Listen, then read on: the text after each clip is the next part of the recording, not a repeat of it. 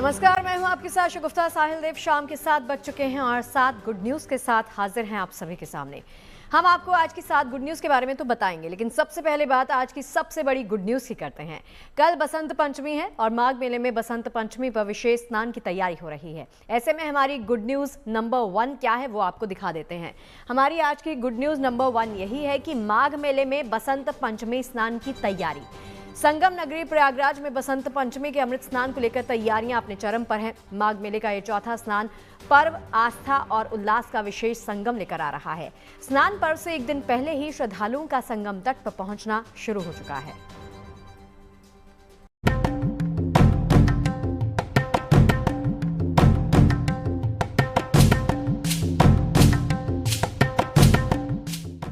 संगम नगरी प्रयागराज में इन दिनों आस्था, भक्ति और माघ के रंग बिखरे हैं।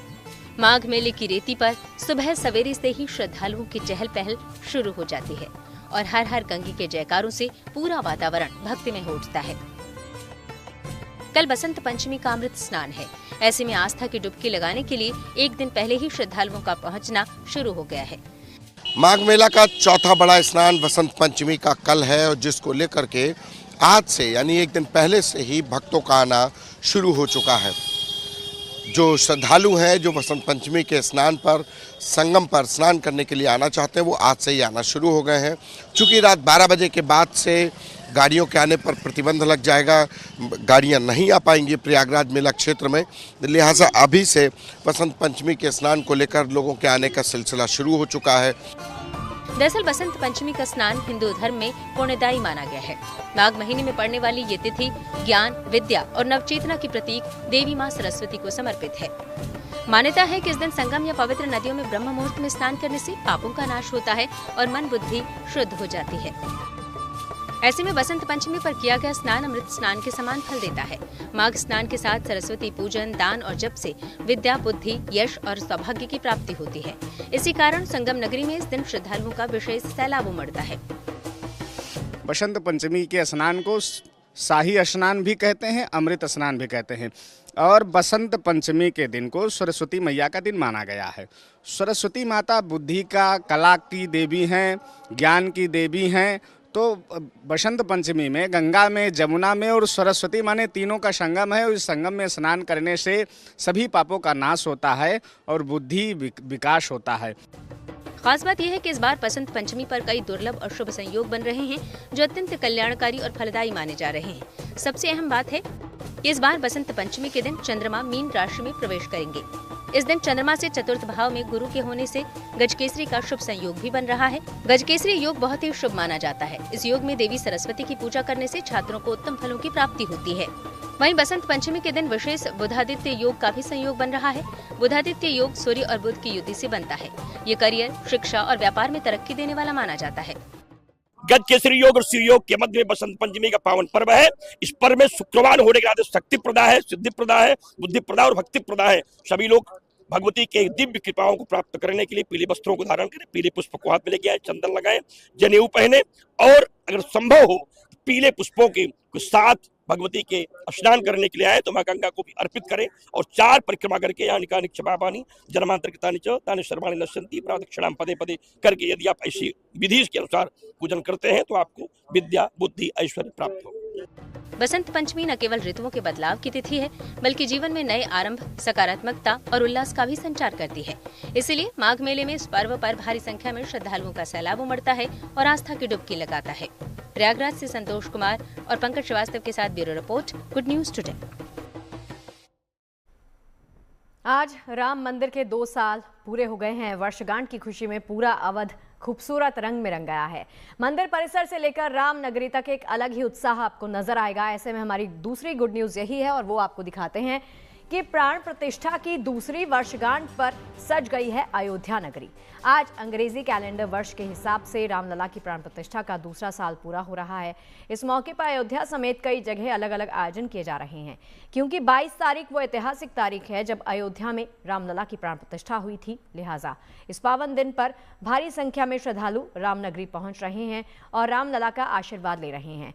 रामनगरी में आस्था, उमंग, उल्लास इतना है कि हर कोई रामधुन पर झूम रहा है, या कहें कि रामनगरी में रामलला के दर्शन के लिए पहुंचने वाले भक्त इस पावन धाम में पहुंचकर खुद को धन्य समझ रहे हैं।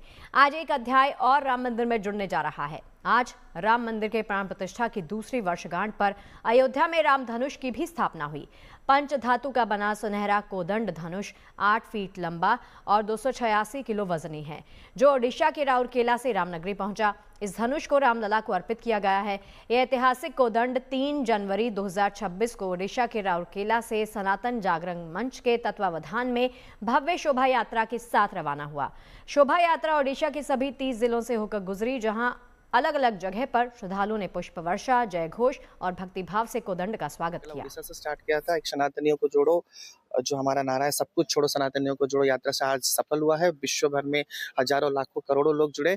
उड़ीसा से क्रॉस करके 4 स्टेट क्रॉस करके आज हम प्रभु श्री राम के चरणों में धनुष का अर्पण करेंगे। अच्छा, ये कितनी धातु के बनाए हैं, कैसे, क्या इसमें क्या खासियत है? देखिए, ये पंच धातु से बना हुआ है, जो पंचलोहा धातु हम लोग बोलते हैं, और इसमें तमिलनाडु के कांचीपुरम में बना हुआ है। 40 महिला कारीगरों ने इसको संपन्न किया है। पिछले 8 महीने से लगातार परिश्रम करके इसको कंप्लीट किया है। और ये सोना, चांदी, तांबा और ये जिंक और आयरन लोहे से बना हुआ ये पंच धातु का धनुष है। बाद गुप्त नवरात्र के पावन मौके पर प्रतिदिन हजारों की संख्या में भक्त माता जी के दर्शन के लिए दुर्गा मंदिरों में पहुंच रहे हैं। सुबह से ही मंदिर परिसर में श्रद्धालुओं की भारी भीड़ देखी जा सकती है। ऐसे में हमारी आज की गुड न्यूज नंबर 3 क्या है वो आपको दिखा देते हैं। वो यही है कि गुप्त नवरात्र पर बगलामुखी मंदिर में भक्तों का तांता लगा हुआ है। आगर मालवा जिले के प्रसिद्ध शक्तिपीठ मां बगलामुखी मंदिर में आस्था का जनसैलाब उमड़ा हुआ है। दूर दराज से आए भक्त मां के दर्शन पूजन करने के लिए लगातार पहुंच रहे हैं और मां बगलामुखी के दर्शन भी कर रहे हैं। हाथों में पूजा की थालियां, फूल और प्रसाद लिए श्रद्धालु अपनी अपनी मनोकामनाएं लेकर माता जी के दरबार में हाजिरी लगाते हैं। गुप्त नवरात्र में मां बगलामुखी की उपासना को लेकर विशेष फलदायी इसको माना जाता है और यही वजह है कि यहाँ भक्ति का माहौल अपने चरम पर है। मंदिर परिसर में हवन और शत्रु विजय यज्ञ के लिए भी बड़ी संख्या में श्रद्धालु पहुंचते हैं। मान्यता है कि महाभारत काल में पांडवों ने कौरवों पर विजय पाने के लिए यही शत्रु विजय यज्ञ किया था। तभी से इस मंदिर में यज्ञ की परंपरा चलती आ रही है। आज भी भक्त बाधा, भय, नकारात्मक शक्तियों से मुक्ति की कामना को लेकर यहाँ हवन करवाने के लिए आते हैं। गुप्त नवरात्रि के कारण माता जी के दरबार में हम लोग यहाँ पर आए हैं। दर्शन करके काफी अच्छा अनुभव हो रहा है और लाखों की तादाद में यहाँ पर प्रतिवर्ष लोग इस नवरात्रि में माता जी की आराधना के लिए देश विदेश से आते हैं और मैं भी उसी क्रम में यहाँ पर आया हूँ और बहुत ही अच्छा लग रहा है। यहाँ पर आज करीब ऐसा लग रहा है कि 25,000 लोग का भी है और दिन भर में 1-8 लाख लोग दर्शन कर लेंगे ऐसा अनुमान लग रहा है। शक्ति की आराधना के लिए लोग दुश्मन पे नाश के लिए हवन करते हैं और उस तारतम्य में यहाँ पर करीब 50 हवन कुंड बने हुए और काफी तादाद में लोग यहाँ पर हवन कर रहे हैं और हमने उनके दर्शन किए और वहां से उसकी अनुभूति की। शुक्रवार को बसंत पंचमी का त्योहार मनाया जाएगा। इसको लेकर पतंग बाजार में पूरी रौनक है। रंग बिरंगी पतंगों से पूरे बाजार गुलजार हैं। ऐसे में हमारी चौथी गुड न्यूज यही है कि बसंत पंचमी के इस खास मौके पर पतंगबाजी के लिए सज गए हैं बाजार। बसंत पंचमी को लेकर सहारनपुर में जबरदस्त उत्साह देखने के लिए मिल रहा है। शहर के लकी गेट स्थित कंबो के पुल के पास लगने वाले पतंग मार्केट में लोगों की भारी भीड़ है। रंग बिरंगी, बड़ी छोटी, अलग अलग डिजाइन की पतंगों से पूरा बाजार गुलजार है। बच्चों से लेकर बड़ों तक पतंगबाजी को लेकर खासा उत्साह है। दुकानों पर पारंपरिक पतंगों के साथ साथ नए आकर्षक डिजाइन की पतंगें भी उपलब्ध हैं और पतंगों की खरीदारी के लिए दूर दराज इलाकों से लोग आ रहे हैं, जिससे व्यापारियों के चेहरे खिल गए हैं। बसंत पंचमी को लेकर बाजार में लोगों की अच्छी खासी भीड़ है और ग्राहकों का रिस्पॉन्स भी शानदार है। बाजार में हर रंग और हर डिजाइन की पतंग आसानी से मिल रही है। इस बार बसंत पंचमी पर सहारनपुर में जबरदस्त उत्साह है। बड़ी बड़ी पतंगों से सजी दुकानें, उमड़ती भीड़ से साफ है कि सहारनपुर पर बसंत पंचमी का रंग पूरी तरह से चढ़ चुका है। इस बार के रिपब्लिक डे पर दुनिया भारत की शक्ति देखेगी। इस बार परेड में भारतीय नौसेना के लिए तैयार हाइपरसोनिक मिसाइलों को प्रदर्शन किया जाएगा। ऐसे में हमारी 5वीं गुड न्यूज इसी के इर्द गिर्द है और वो आपको दिखाते हैं कि रिपब्लिक डे पर भविष्य के हथियारों की झलक आपको दिखाई देगी। डीआरडीओ गणतंत्र दिवस परेड में पहली बार देश और दुनिया के सामने लंबी दूरी की anti ship hypersonic glide missile का प्रदर्शन किया जा रहा है।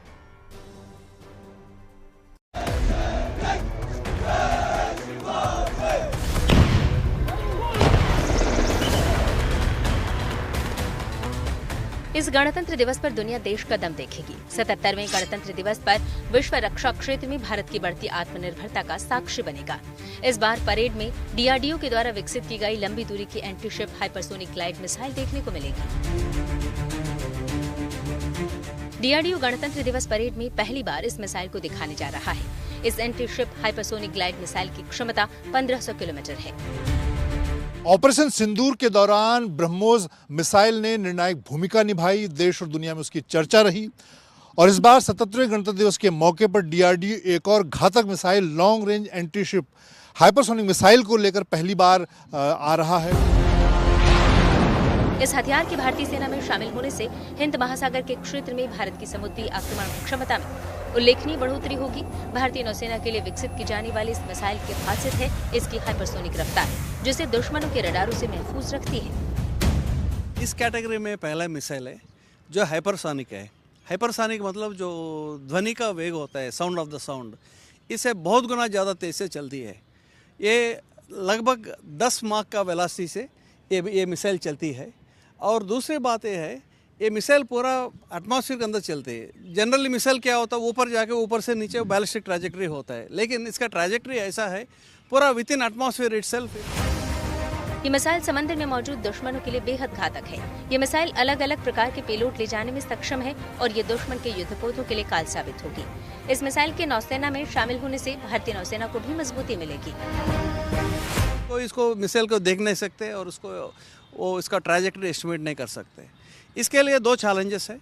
एक तो आप इसका विंग्स वगैरह देखेंगे अलग अलग दिखेंगे, बाकी जो मिसाइल से उसका छोटे छोटे विंग हो, इसमें बड़े बड़े विंग दिखेंगे, क्योंकि इसका very high lift to drag ratio चाहिए, जिसका जो इतना लंबा देर चलने के लिए एटमॉस्फेयर के लिए ज़्यादा लिफ्ट का ज़रूरत है, इसलिए स्पेशल डिज़ाइन है। ये मिसाइल 15 मिनट से भी कम समय में 1500 किलोमीटर दूर तक के लक्ष्यों को नष्ट कर सकती है। हाइपरसोनिक ग्लाइड मिसाइल समुद्र में सभी प्रकार के दुश्मन युद्धपोतों को निशाना बना सकती है। इस मिसाइल से ये प्रूव होता है भारत भी इस हाइपरसोनिक मिसाइल रेस में पीछे नहीं है। हम लोग हैं ऑलरेडी इसको सक्सेसफुल टेस्ट कर चुके हैं पिछले साल, और भी टेस्ट रहेंगे। हाइपरसोनिक मिसाइलें भारत का भविष्य हैं और DRDO इसकी मारक क्षमता को 3000 से 3500 किलोमीटर तक बढ़ाने की योजना बना रहा है। ड्रोन और मिसाइल की बड़ी भूमिका है और उसी को लेकर DRDO लगातार मिसाइल के क्षेत्र में काम कर रहा है और इसी को लेकर अब हिंद महासागर में भारतीय नौसेना की ताकत को बढ़ाने के लिए ये long range anti ship hypersonic guided missile तैयार की जा रही है। इसके ट्रायल शुरू हो चुके हैं और बहुत जल्द ये भारतीय नौसेना का हिस्सा बनेगी। DRDO की अत्याधुनिक प्रयोगशाला वर्तमान में हाइपरसोनिक ग्लाइड तकनीक पर काम कर रही है और जल्द ही भारतीय सेना के पास भी ऐसी मिसाइलें मौजूद होंगी। Manjeet Negi, Delhi, good news today. देश भर में गणतंत्र दिवस की तैयारियां तेज हो गई हैं। कर्तव्य पथ पर परेड की रिहर्सल अंतिम चरण में है, जहां कर्तव्य पथ पर सेना के जवानों की कदम ताल, बैंड की धुनें और झांकियों की झलक भारत की ताकत और संस्कृति को दिखा रही हैं। तो इस बार परेड को लेकर सुरक्षा के भी कड़े इंतजाम किए गए हैं। ऐसे में हमारी छठी गुड न्यूज यही है कि AI से सुसज्जित चश्मे से सुरक्षा करेंगे तमाम पुलिसकर्मी। देश भर में सुरक्षा व्यवस्था बढ़ा दी गई है। सबसे ज्यादा हाई अलर्ट पर राजधानी दिल्ली है, जहां आधुनिक तकनीक और AI चश्मों के जरिए पुख्ता सुरक्षा व्यवस्था कर दी गई है।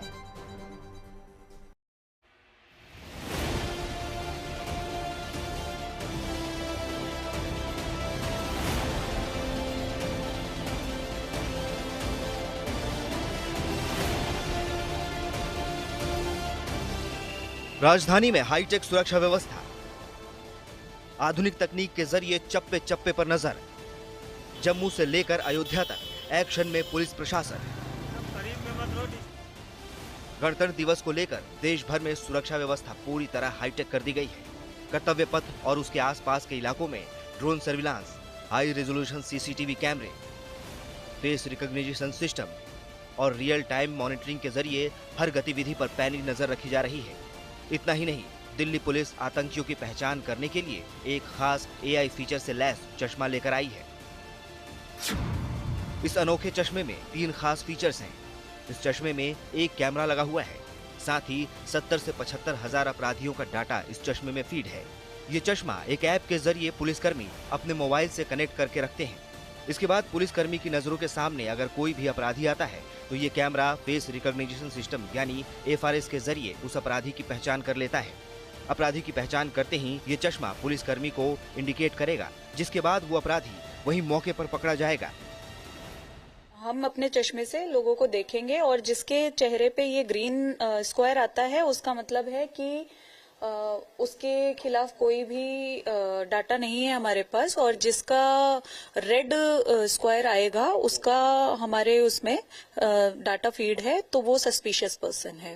कितना डाटा होगा इसमें आपके?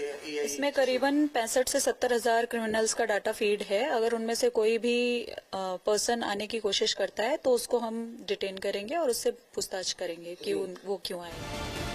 गणतंत्र दिवस के दिन ये चश्मा बेहद काम आने वाला है। यानी ये चश्मा गणतंत्र दिवस की परेड देखने आने वाले लोगों की थर्मल स्कैनिंग भी कर पाएगा। यानी अगर कोई भी शख्स प्रतिबंधित वस्तु लेकर गणतंत्र दिवस की परेड देखने आता है तो वो भी पकड़ा जाएगा।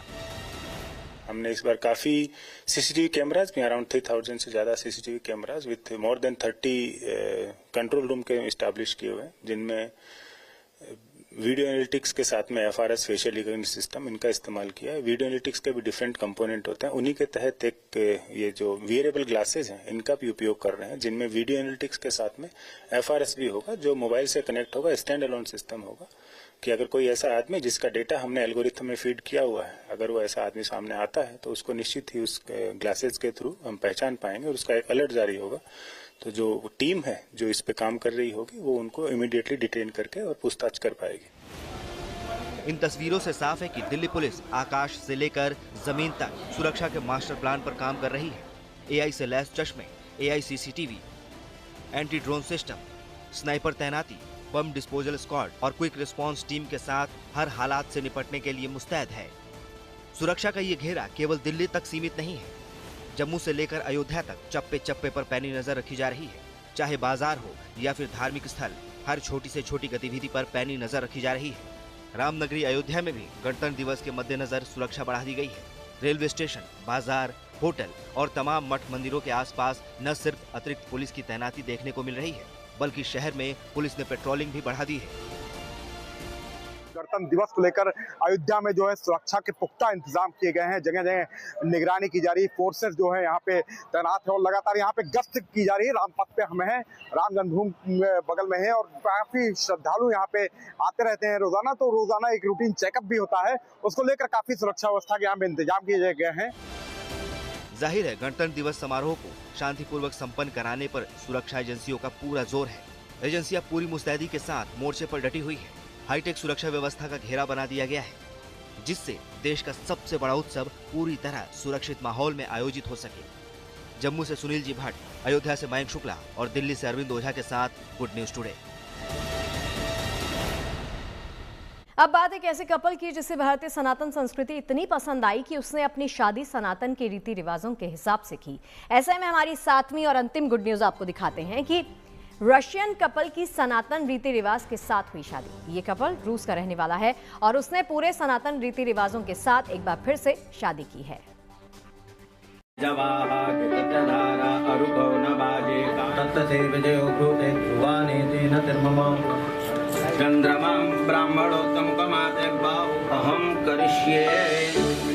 चेहरे की मुस्कान, आंखों की चमक और अग्नि के 7 फेरे ये बताने के लिए काफी हैं कि भारतीय संस्कृति आज केवल भारत तक सीमित नहीं रही, बल्कि पूरी दुनिया को अपनी ओर आकर्षित कर रही है।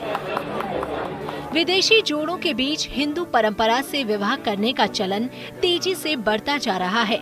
वाराणसी के ऐतिहासिक नरवावीर बाबा मंदिर में एक रूसी दंपत्ति ने पूरे वैदिक विधि विधान के साथ शादी की रस्में निभाई। अग्नि को साक्षी मानकर 7 फेरे लिए, 7 वचनों का संकल्प दोहराया और फिर जयमाला के बाद सिंदूर दान के साथ ये पवित्र बंधन पूर्ण हुआ।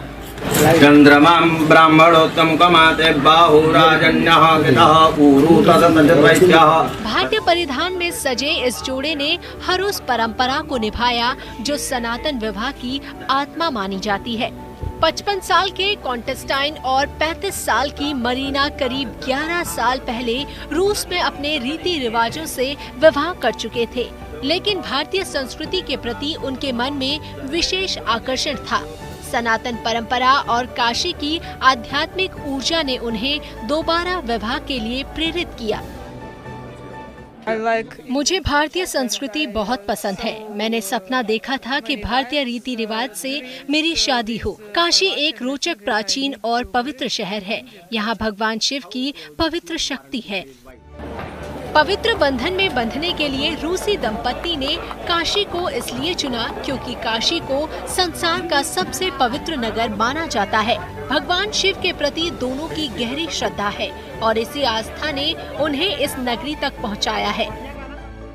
लोग रसिया से आए हैं। ये नलवा वीर बाबा का मंदिर है जो राजेंद्र प्रसाद घाट के ऊपर है और इन्होंने हिंदू रीति रिवाज से और हिंदू संस्कृति को मानते हुए हिंदू एकदम परिधान में पहनकर इन्होंने शादी किया है। काशी में रचा गया ये विवाह संस्कृतियों का संगम भी है। ये प्रमाण है कि सनातन परंपरा समय और सीमाओं से परे है। जब विदेशी नागरिक पूरे विधि विधान के साथ भारतीय रीति रिवाज अपनाते हैं तो ये संस्कृति की गहराई को दर्शाता है। वाराणसी से रोशन जायसवाल के साथ bureau report, good news today. और चलिए 7 बजे 7 गुड न्यूज में फिलहाल के लिए इतना ही। देश और दुनिया की तमाम अच्छी खबरों के लिए आप बने रहिए गुड न्यूज टुडे के साथ।